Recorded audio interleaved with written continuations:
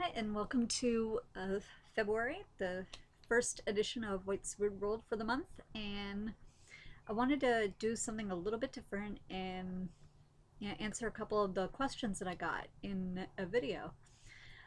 First off, thanks so much because I got a lot of responses and it was really great to hear back from everybody and just to hear some of the really nice things that you all were saying. I really appreciated that.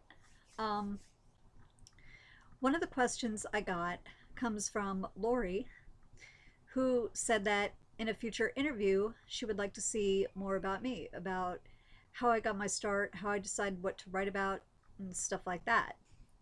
Um, I got my start back in 2010 with the fiction writing.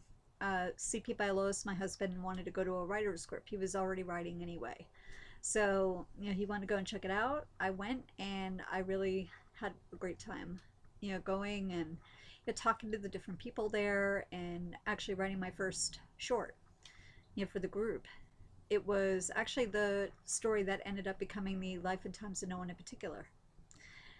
I did a lot of writing before that though, but mostly it was in my high school journalism class. It was like, yearbook and stuff like that. So that was mostly my focus for a long time, journalism and blogging. And like I said, it was about 2010 that fiction really came into the picture, and I've been having a great time with it ever since. Um, Alex asked, I'd like to see more about the books, a little bit of behind the scenes information. Uh, let's start with the first book, The Life and Times of No One in Particular. And I'll be doing more videos talking a little bit more about the other books later. Um, the Life and Times of No One in Particular was a NaNoWriMo project from my very first NaNoWriMo. That was in 20, 2011. It was, yeah. I've done so many nanos by now. But that was my nano project for that year, for the very first one. And I was not sure what I was going to be writing about when it started. It took me about a few days, maybe a week, to actually get the idea out there. And it came from actually a role playing group that I was a part of back in the late 90s, early 2000s. It was based on Buffy the Vampire Slayer, and we were all having the worst time at one point just figuring out what to do. Yeah, because the way the game worked was we would meet up in AOL instant messages and we would go back and forth typing messages to each other as the characters. And then we would get it all together, send it out to the group, and then everyone would get a chance to read the story that we did. And at one point, it just wasn't happening. I mean, we were all sitting there trying to come up with what to do, and we started basically cursing out our muses. We were, going on about how they're evil and this and that.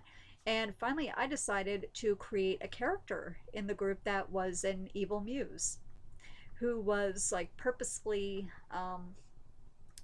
making people do bad things. Like it was giving them really bad ideas to do. So I thought, when I was getting ready to write this book and I thought about maybe potentially doing a story with her, because I'd already done a short story featuring this character, I thought, well, yeah, what would they think? What would our muses think about that if they were able to talk to us and tell us how they feel about all these insults that we hurl at them all the time? And believe me, writers, we do that a lot. We also curse out our characters when they decide that they're gonna exercise free will, but that's a whole other thing. But yeah, I mean, I got thinking about my muse and about what she might think about different things that were going on, different things people say to muses, and that's where the Life and Times of No One in Particular came from. It was basically this character's biography, following all the different artists that she'd worked with over the years, and actually later adopted her as my personal muse. So I try and stay on her good side.